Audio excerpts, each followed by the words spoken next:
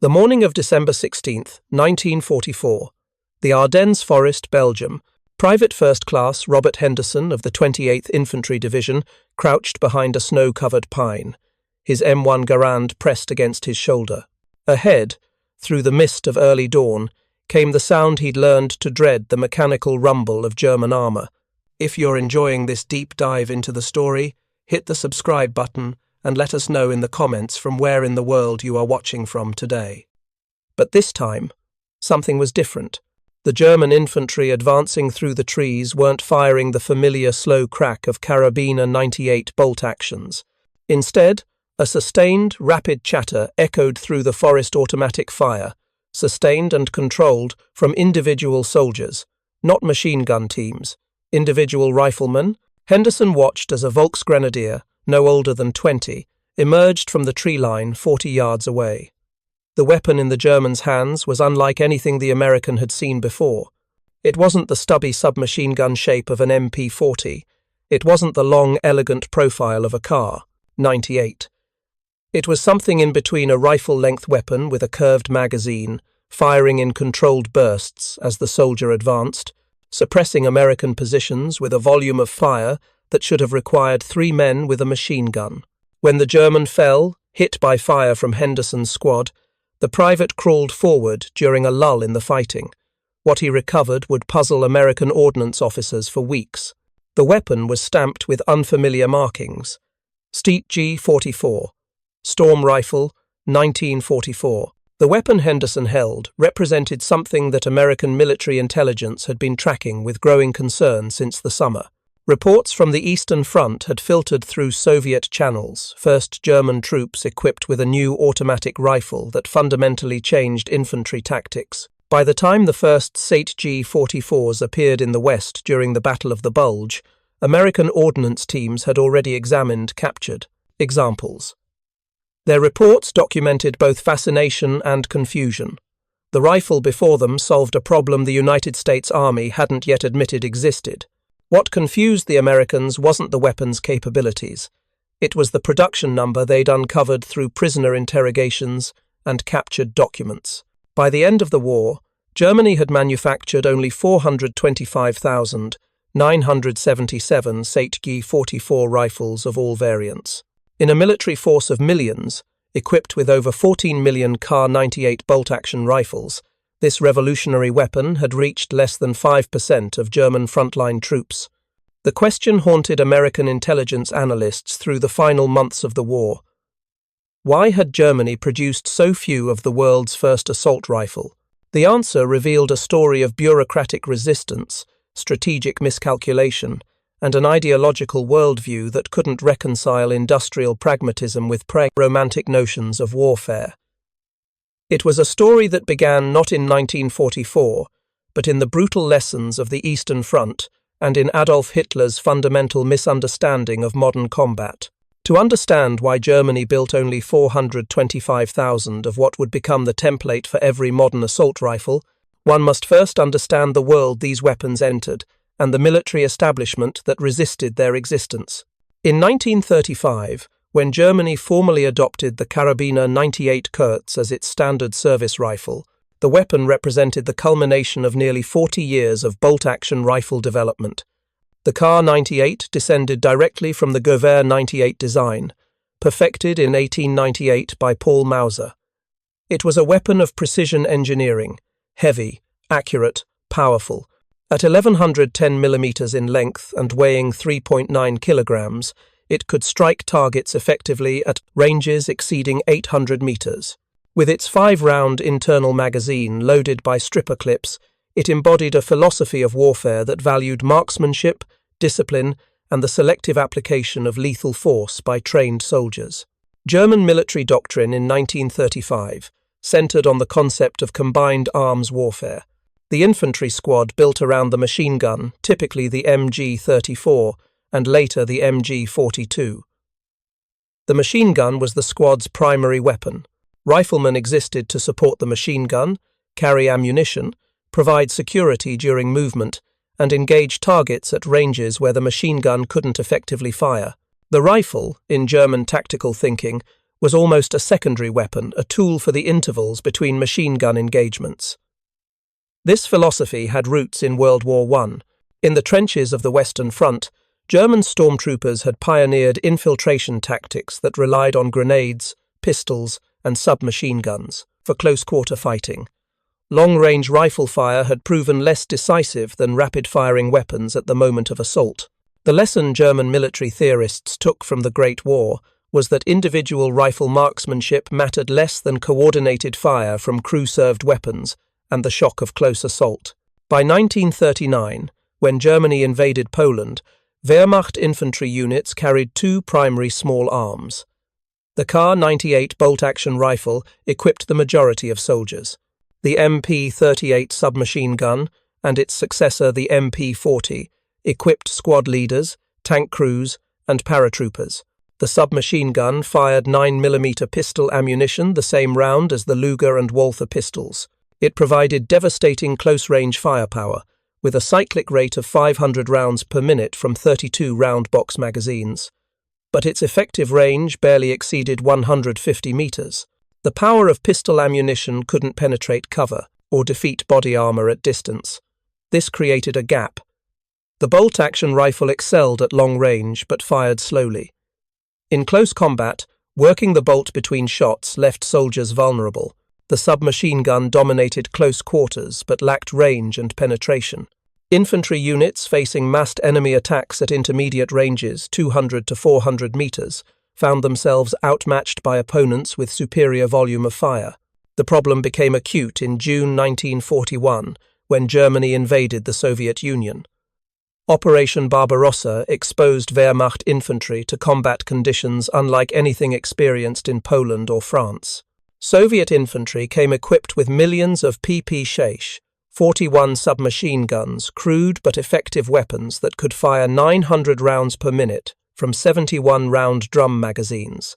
In the forests, villages, and urban combat of the Eastern Front, German infantry squads discovered that their bolt-action rifles couldn't match the volume of fire Soviet troops could generate at close to intermediate ranges. Even more significantly, the tactical assumptions underlying German infantry doctrine began to collapse. The carefully coordinated advance, with riflemen supporting machine guns, broke down in the chaos of close-range combat. Soviet tactics emphasized massed attacks and infiltration, overwhelming German positions through sheer weight of numbers and firepower. German machine gun crews became priority targets. Soviet soldiers learned to identify the distinctive sound and muzzle flash of the MG-34 and MG-42, then direct concentrated fire at these positions. Once the machine gun fell silent, German riflemen with their bolt actions faced Soviet soldiers with submachine guns. The mathematics of this exchange were brutal. A German soldier with a Kar-98 could fire perhaps 15 aimed shots per minute under ideal conditions. A Soviet soldier with a PP-41 could empty a 71-round drum in under 6 seconds. At ranges under 300 meters, in forests, buildings and trench systems, the advantage belonged to automatic fire. German casualties mounted. After-action reports from the Eastern Front through late 1941 and 1942 documented a consistent pattern. Infantry squads took heaviest casualties when their machine gun was knocked out, or when they encountered Soviet forces at ranges too close for effective machine gun deployment. Soldiers reported that their bolt-action rifles, excellent though they were for precision fire, left them desperately vulnerable when facing massed automatic weapons. The German army needed a solution.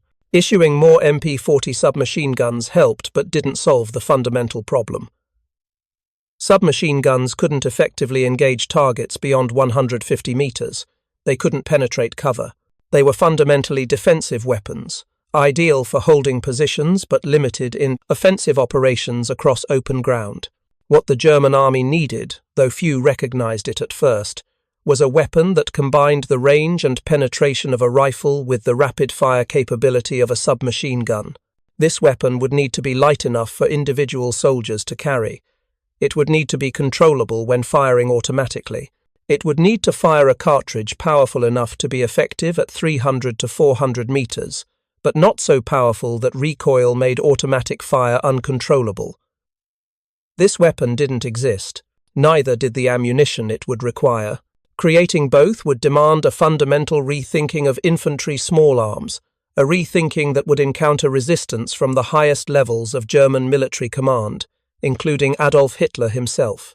The story of that resistance begins in the late 1930s, with a group of German ammunition designers and weapons engineers who recognized that modern combat demanded a new approach. In April 1938, the German ammunition manufacturer Pulte of Magdeburg received a contract from the Heereswaffenamt, the Army Weapons Agency, to develop a new type of cartridge. The requirements specified something unprecedented, an intermediate round that fell between the full-power 7.92 by 57mm Mauser rifle cartridge and the much weaker 9mm pistol round used in submachine guns. The concept wasn't entirely new. As early as World War I, German military theorists had recognized that most infantry combat occurred at ranges far shorter than rifle cartridges were designed for. Research showed that in actual combat, engagements typically occurred at distances under 400 meters. The standard German rifle cartridge, the 7.92 by 57mm Mauser, could strike targets effectively beyond 2,000 meters. But this long-range capability came at a cost. The powerful cartridge generated significant recoil, making automatic fire from shoulder-fired weapons nearly impossible to control. The heavy bullet and large powder charge required substantial metal in cartridge cases, making ammunition heavy. Soldiers could carry fewer rounds of this powerful ammunition.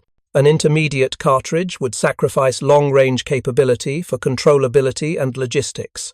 By shortening the cartridge case and reducing the powder charge, designers could create a round that still delivered lethal force at combat ranges, but generated less recoil. This would make automatic fire from a rifle-weight weapon controllable. The lighter ammunition would allow soldiers to carry more rounds. The Pulte engineers faced a critical decision about caliber. They could create an entirely new bullet diameter, which would require new manufacturing equipment and barrels. Or they could keep the same 7.92mm bullet diameter as the standard Mauser cartridge but shorten the case. They chose the latter approach. This decision reflected practical considerations. Germany already had vast industrial capacity to produce 7.92mm bullets. Barrel-making machinery existed. The logistics chain understood this caliber. By keeping the bullet diameter but shortening the case from 57mm to 33mm, they created the 7.92 by 33mm Kurz cartridge, Kurz, meaning short in German. The new cartridge development proceeded through 1938 and 1939. By 1940, Pulte had refined the design into what became officially designated the Pistolin Patron 7.92mm pistol cartridge, 7.92mm. Despite the name, it wasn't a pistol cartridge at all. The designation was bureaucratic camouflage, avoiding the politically sensitive word rifle in the cartridge's name. The 7.92 by 33 Kurz cartridge represented a careful balance. It fired a full-weight rifle bullet at 685 meters per second, slower than the 760 meters per second of the full-power Mauser cartridge, but substantially faster than the 365 meters per second of the MP-40 submachine gun. This gave it effective range out to 400 meters, adequate for the vast majority of infantry combat, while generating roughly 30% less recoil than the full-power round. With the cartridge designed, the Heereswaffenamt contracted with C.G. Heinel of Suhl to develop a weapon. The requirements specified a rifle that would be shorter and lighter than or equal to the Kar-98, accurate out to 400 meters, equipped with selective fire capability, allowing both semi-automatic and automatic firing modes, and reliable enough for battlefield conditions. 50 rifles were to be delivered for field testing in early 1942. The project at Heinel was led by Hugo Schmeisser, a firearms designer whose name would become synonymous with German weapons development. Schmeisser's team worked through 1940 and 1941, developing what they designated the Maschinenkarabiner 42H machine carbine 42 Heinel version. The H distinguished it from a competing design from Walther, The MKB-42H used a gas-operated system. When the weapon fired, some of the propellant gases were tapped off through a port in the barrel. These gases drove a piston connected to the bolt carrier, cycling the action. The bolt locked into the barrel extension through rotating lugs, a proven, reliable system. The weapon fed from a 30-round detachable box magazine. The fire selector allowed the user to choose semi-automatic fire for precision shots or automatic fire for suppression and close combat. The cyclic rate in automatic mode was approximately 500 rounds per minute, fast enough to be tactically useful, slow enough to remain somewhat controllable. In November 1942, 50 MKB-42H prototypes underwent field testing on the Eastern Front. The reports came back overwhelmingly positive. Soldiers praised the weapon's combination of range and firepower. Squad leaders reported that soldiers equipped with the new rifle could effectively engage Soviet troops at ranges where submachine guns were useless, while still providing suppressive fire when necessary. The weapon filled the tactical gap that had proven so costly. But field testing success ran directly into political reality. In 1942, Adolf Hitler issued a directive that would define the St. G-44's tortured development. Resources must not be dedicated to development of new types of rifles. The rationale had multiple sources. Germany already possessed 12 million Kar-98 rifles in inventory. Replacing these would require enormous industrial capacity at a time when German factories were struggling to produce enough tanks, aircraft, and artillery. The ammunition question loomed large. Germany had manufactured billions of rounds of 7.92 by 57 mm Mauser ammunition. The logistics system throughout the military understood this cartridge. Warehouses held it. Transport units moved it. Introducing a new cartridge type would complicate an already strained logistics network. Hitler's personal military experience shaped his views. He had served as a soldier in World War I, where the rifle had been the infantryman's primary weapon. His mental model of infantry combat remained rooted in that experience: long-range rifle fire, machine gun positions, deliberate assaults preceded by artillery.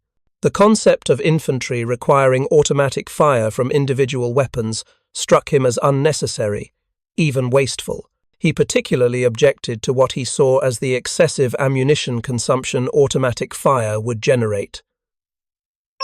The Kar-98's 5-round magazine enforced discipline. Soldiers couldn't spray ammunition wildly. They had to aim, conserve ammunition, make each shot count. An automatic rifle with a 30-round magazine invited waste. Moreover, Hitler embraced a romantic vision of the German soldier as a skilled marksman. The Kar-98 represented precision, training, discipline qualities he associated with German military superiority. An automatic rifle seemed to reduce infantry combat to volume of fire over marksmanship, a leveling that offended his ideological sensibilities. The development team at Haenel faced a choice: abandon the project and accept that German infantry would continue fighting with bolt-action rifles, or continue development in defiance of Hitler's directive. They chose defiance, disguised through bureaucratic creativity. The weapon was redesignated from Maschinen Karabiner 42 machine carbine to Maschinen Pistole 43 machine pistol. The new name implied it was merely an upgraded submachine gun rather than a new rifle type. This technically complied with Hitler's directive against new rifle development while allowing the project to continue. Production orders were written for a machine pistol, with authorization from intermediate commands that lacked the authority to order new rifle production but could approve submachine gun modifications. By March 1943, limited numbers of MP-43s, as the weapon was now designated, reached units on the Eastern Front. The response from combat troops was immediate and enthusiastic. Squad leaders requested more. Divisional commanders filed requests for thousands of additional weapons. The MP-43 gave German infantry a capability they desperately needed. Against Soviet forces equipped with PPS submachine guns, German troops could now respond with comparable firepower while retaining significant range advantages. If you find this story engaging, please take a moment to subscribe and enable notifications. It helps us continue producing in-depth content like this. The weapon's effectiveness in combat couldn't be hidden. Reports reached higher commands. Equipment captured from Soviet forces or obtained through intelligence showed that the Red Army was also developing an intermediate cartridge and assault rifle concept. The Germans weren't alone in recognizing that modern infantry combat demanded this type of weapon. In July 1943, an early production MP-43 was demonstrated at Hitler's Wolf's Lair headquarters. Hitler attended the demonstration. He was not impressed. He ordered Reichsminister Albert Speer to cancel production. Speer complied. Official orders went out terminating the MP-43 project. But Haenel's investors and the army officers who recognized the weapon's battlefield value pressed for production to continue anyway. Manufacturing continued in limited numbers, with weapons delivered to Eastern Front units under falsified paperwork, showing them as standard equipment modifications rather than new production. The deception couldn't last indefinitely. By early 1944, thousands of MP-43s were in service. Soldiers wrote home about the new weapon. Wounded men evacuated from the Eastern Front carried the rifles with them. The weapon's existence was becoming impossible to conceal from higher command. In April 1944, Hitler met with 3 divisional commanders returning from the Eastern Front. During discussions about what resources their units needed, the commanders made specific requests. They wanted more of the new rifles, the MP-43s that had proven so effective. Hitler was surprised. He had ordered the project terminated. Reports should have shown that production had ceased. Instead, thousands of these weapons were in combat use, and frontline commanders were demanding more. Hitler requested detailed reports on the weapon's performance. When those reports arrived, they documented something the Führer couldn't ignore. The MP-43 was proving highly effective.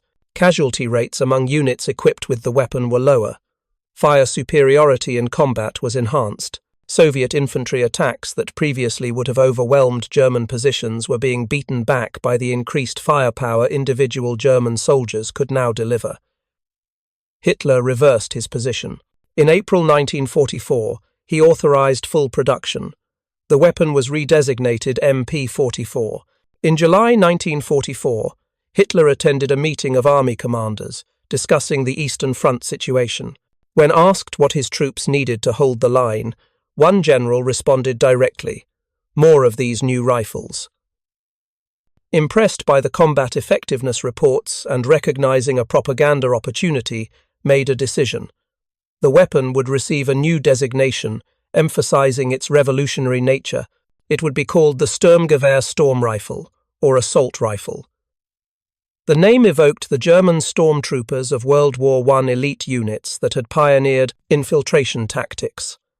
It suggested power, aggression, and German innovation. On October 16th through 22nd, 1944, the weapon received its final official designation, Sturmgewehr 44, abbreviated Stage G44. Hitler personally approved the name. For propaganda purposes, Germany would announce to the world that it had created a new class of infantry weapon. Production received high priority. Factories were ordered to allocate resources to St. G44 manufacturing. The weapon would be Germany's answer to the numerical and firepower advantages Soviet forces possessed, but this enthusiasm came too late. By October 1944, Germany's industrial capacity was collapsing under Allied bombing. Factories faced chronic shortages of raw materials. Transportation networks were disrupted. The workforce included increasing numbers of slave laborers and elderly workers, as younger German men were conscripted. Even with high-priority designation, St. G44 production could only reach a fraction of what would be needed.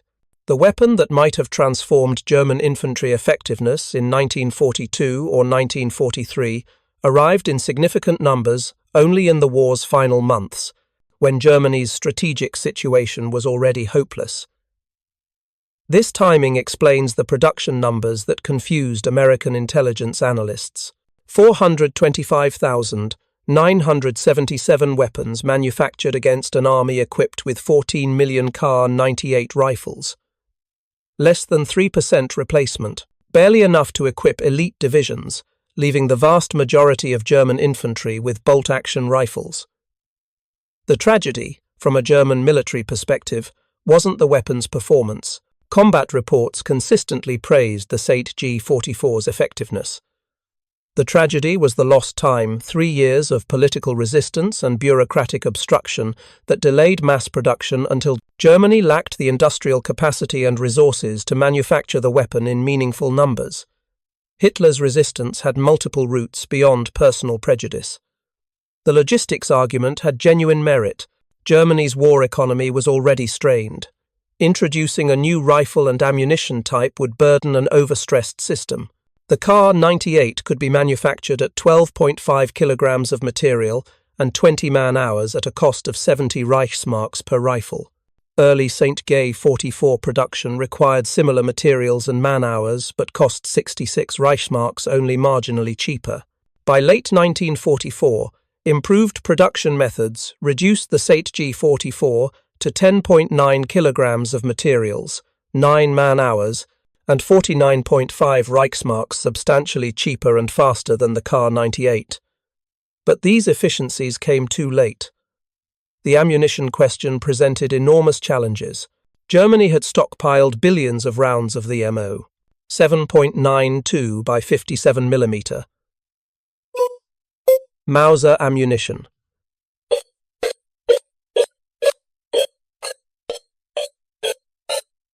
Production capacity for this cartridge far exceeded capacity for the new Kurz round. For the initially planned 200 million Kurz rounds per month, 86,000 additional workers would be necessary. Those workers weren't available.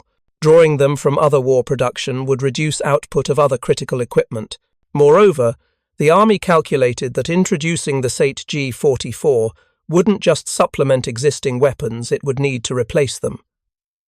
Germany fielded approximately 12 million Kar-98 rifles.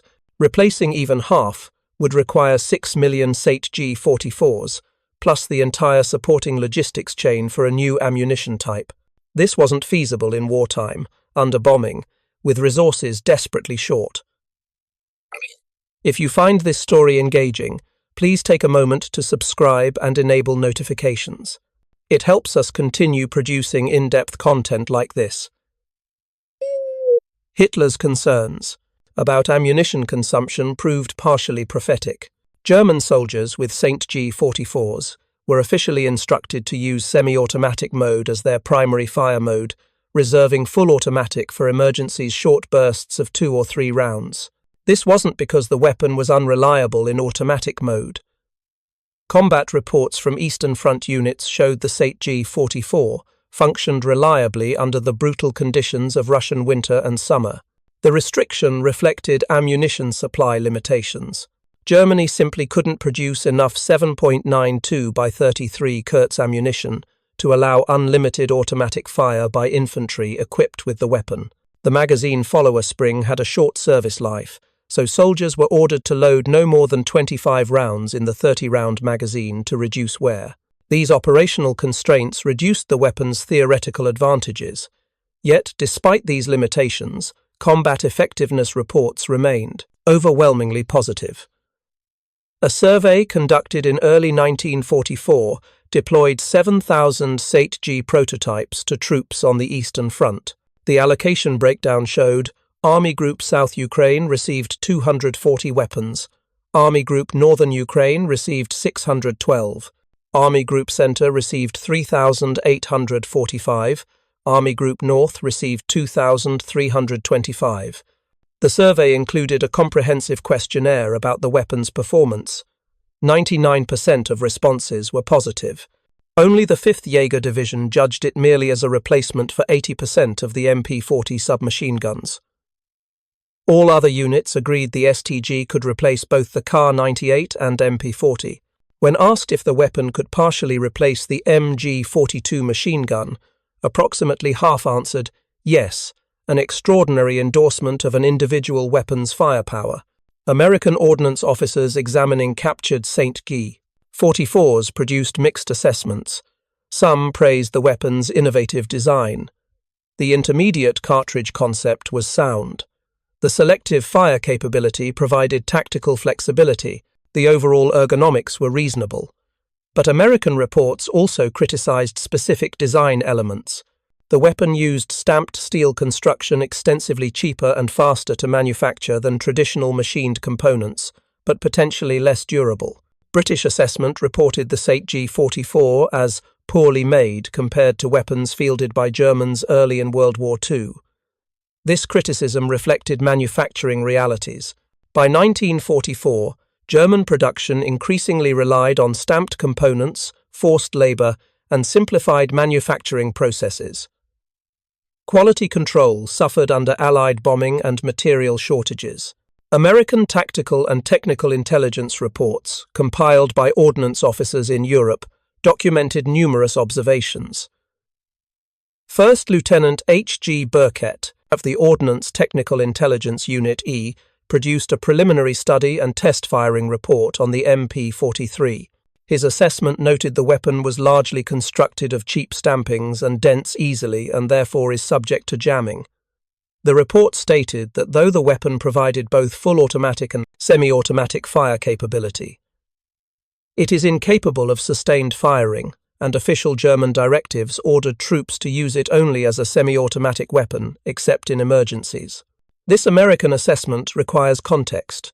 U.S. ordnance officers were comparing the SAIT G44 to American weapons built under peacetime production standards with unlimited resources.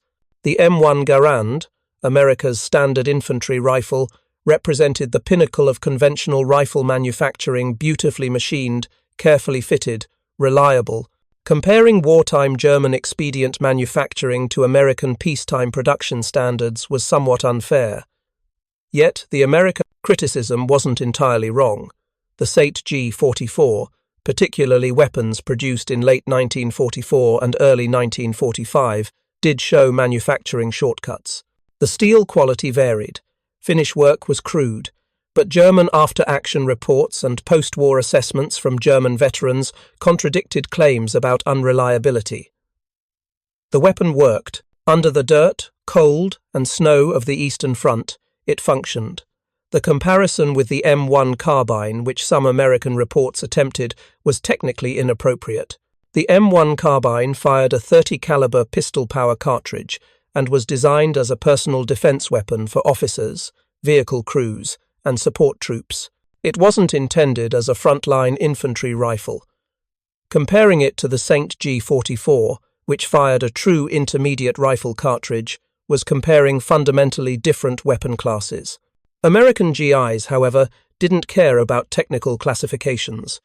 When they encountered SAIT G44s on the battlefield, many immediately recognized the weapon's advantages. Photographs from the Ardennes, from Germany itself in early 1945, show American soldiers carrying captured SAIT G44s alongside their issued weapons.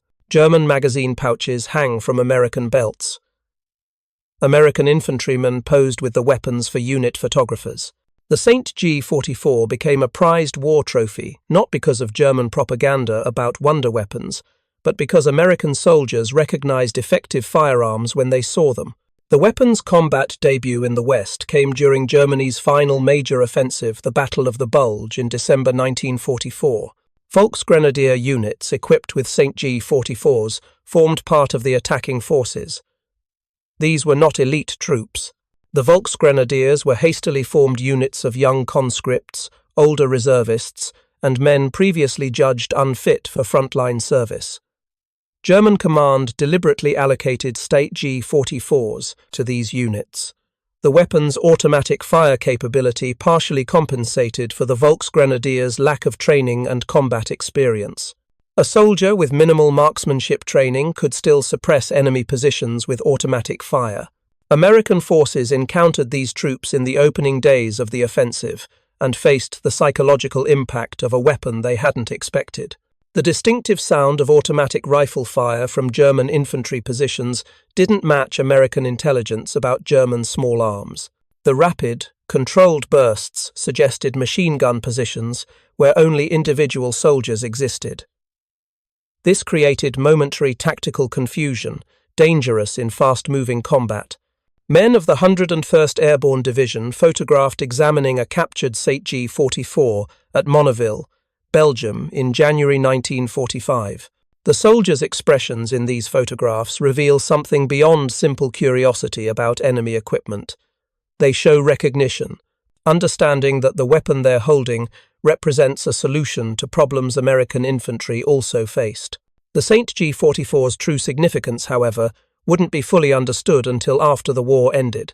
When Germany surrendered in May 1945, Allied forces captured hundreds of thousands of small arms. Among these were the remaining G-44's weapons found in armories, carried by surrendering soldiers, or discovered in half-destroyed factories. The Soviet Union captured the largest quantities, estimated at approximately 102,000 weapons by 1948. These weapons didn't simply go into storage. Soviet weapons designers, including a young tank mechanic named Mikhail Kalashnikov, examined the captured G-44s with intense interest. The extent of the G-44's influence on the AK-47 remains debated by firearms historians. The two weapons use completely different operating systems. The G-44 uses a tilting bolt locked by lugs. The AK-47 uses a rotating bolt. Mechanically, they're distinct designs, but the concept, an intermediate cartridge, selective fire, stamped steel construction, a weapon optimized for mass production and battlefield effectiveness over precision manufacturing. This concept clearly transferred from German to Soviet design philosophy. In July 1943, the Soviet Technical Council of the People's Commissariat for Armament met to consider new foreign weapons firing lower-powered rounds. Two rounds they studied were the American .30 caliber carbine cartridge and the German 7.92 Kurz, captured from MKB-42 rifles undergoing troop trials. The meeting concluded that the 7.92mm cartridge represented an important development. The Soviets needed to design their own reduced-power round. Within a month, the first prototype 7.62mm M1943 round was created using the same design method as the German Kurz, the same caliber bullet as their standard rifle round, the 7.62 by 54R, but in a shorter case. This timeline is significant. Soviet designers were studying captured German intermediate rifles and ammunition, while the weapons were still in prototype form in 1943. By the time the G-44 received its final designation and entered mass production in late 1944, Soviet weapons development was already well advanced on parallel concepts. The AK-47, introduced in 1947, represented Soviet refinement of ideas that the G-44 had proven viable in combat. Hugo Schmeisser, the G-44's designer, was captured by Soviet forces and worked at the Izhmash factory in Izhevsk from 1947 to 1952. This has led to speculation that Schmeisser directly influenced AK-47 development. Most historians now reject this theory. Mikhail Kalashnikov worked thousands of kilometers away in Kovrov. When Kalashnikov brought his nearly finalized AK-47 design to Izhevsk for mass production in early 1948, everything related to its development was classified as secret. German engineers were expressly prohibited from work with classified materials. The chronology simply doesn't support direct copying. What the G-44 did provide was validation. It proved that the assault rifle concept worked in combat. It demonstrated that intermediate cartridges could be effective. It showed that individual soldiers could effectively employ selective fire weapons. These lessons transcended any specific mechanical design. Western nations responded more slowly. After World War II, most Western countries continued using full-power rifle cartridges. The United States adopted the M14 rifle in 7.62 NATO. Britain developed the EM2 in an intermediate cartridge, but abandoned it for NATO standardization. France continued with full-power rifles. The assault rifle concept, proven by Germany and adopted rapidly by the Soviet Union, took another generation to become standard in Western militaries. The irony haunts military history. Germany developed the world's first successful assault rifle. German soldiers in combat proved the concept's effectiveness. Yet Germany produced fewer than 500,000 examples, too few, too late to influence the war's outcome. Those 425,977 Sate-G 44s equipped perhaps 15% of German frontline infantry at most. The vast majority of German soldiers fought with Kar 98 bolt-action rifles until Germany's surrender, facing Soviet troops increasingly equipped with submachine guns and, by 1945, early assault rifle prototypes. The question American intelligence analysts asked, why did Germany make only 425,000, has multiple answers, each revealing failures at different levels. At the political level, Hitler's personal resistance delayed mass production by nearly 3 years. His romantic view of warfare, his logistical concerns, and his distrust of automatic fire in infantry hands prevented early adoption of a weapon his own soldiers desperately needed. At the bureaucratic level, the complexity of German military administration allowed the project to continue, despite Hitler's opposition, but also prevented it from receiving priority until too late. At the industrial level, Germany's deteriorating economic situation by late 1944 made mass production impossible regardless of official priority. Allied bombing had destroyed factories, disrupted transportation, and created chronic material shortages. Even with unlimited political support, German industry in 1945 couldn't have manufactured millions of Sate-G 44s. At the strategic level, Germany's commitment to existing weapon systems, 14 million Kar 98 rifles, billions of rounds of conventional ammunition, training programs built around bolt-action weapons created institutional inertia that couldn't be overcome in wartime. The deeper answer involves ideology meeting reality. The Sate-G 44 represented industrial, pragmatic warfare, mass-produced weapons optimized for effectiveness over elegance, designed for ordinary soldiers rather than skilled marksmen. This conflicted with Nazi ideology's emphasis on individual German superiority, on the special qualities of German soldiers, on warfare as an expression of national character rather than industrial capacity. Hitler's resistance to the assault rifle wasn't merely tactical or logistical. It reflected his regime's fundamental inability to fully embrace the industrial reality of 20th century warfare. The Sate-G 44 succeeded despite Nazi ideology, not because of it. Thank you for watching. For more detailed historical breakdowns, check out the other videos on your screen now and don't forget to subscribe.